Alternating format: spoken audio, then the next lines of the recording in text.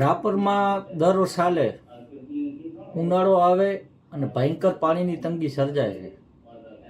આ સિલસિલો કેટલાય સમયથી નિરંતર ચાલુ જ છે અને પાલિકા દ્વારા દર સાલે નગરપાલિકાના જવાબદાર અધિકારીઓ દ્વારા એવું જણાવાય છે, એવું ખોખરું નિવેદન માત્ર અપાય છે, એવું માત્ર કાગળોમાં નિવેદન અપાય છે કે આવનારા સમયમાં, આવનારા વર્ષે પાણીની આ સમસ્યામાંથી શહેરીજનોને છુટકારો મળશે.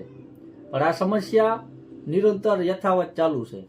આના માટે શહેરીજનો દ્વારા, વિવિધ સામાજિક સંગઠનો, રાજકીય પાર્ટીઓ દ્વારા અલગ અલગ સમયે જાગૃત નાગરિકો દ્વારા અનેકો રજૂઆત કરાઈ, અનેકો આંદોલનો કરાયા, પણ આ પાણીની સમસ્યા યથાવત છે.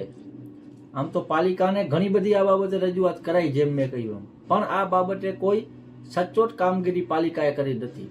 જેથી આજની તારીખમાં ડૉક્ટર આંબેડકર યુવા ગ્રુપની મારફતે પાણી પુરવઠા વિભાગ મંત્રાલયમાં ગાંધીનગર ખાતે એક પત્ર લખીને એવી રજૂઆત કરાઈ છે કે આ સમસ્યાનું કાયમી ધોરણે નિકાલ કરવામાં આવે.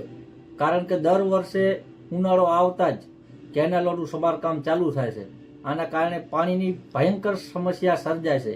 કેમ કે નગરપાલિકા કને પાણીને સ્ટોરેજ રાખવા માટે કોઈ પ્લાન નથી.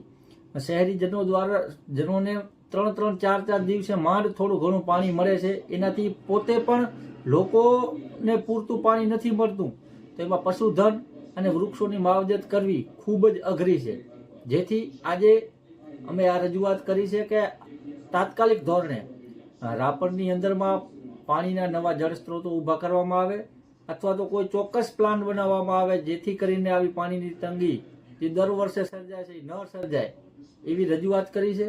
અને આ રજૂઆતમાં તાત્કાલિક ધોરણે પાલિકાથી તો કાંઈ નથી થયું ઘણા વર્ષોથી, પણ ગાંધીનગરની કક્ષાએ, પાણી પુરવઠા વિભાગની કક્ષાએ જો કામગીરી કરવામાં આવે એવી અમારી લાગણી છે. અને જો આમ નહીં કરવામાં આવે તો આવનારા સમયમાં ઉગ્ર આંદોલન પણ કરાશે શહેરીજનો દ્વારા, એવી સ્પષ્ટપણે અમે આખરી નામું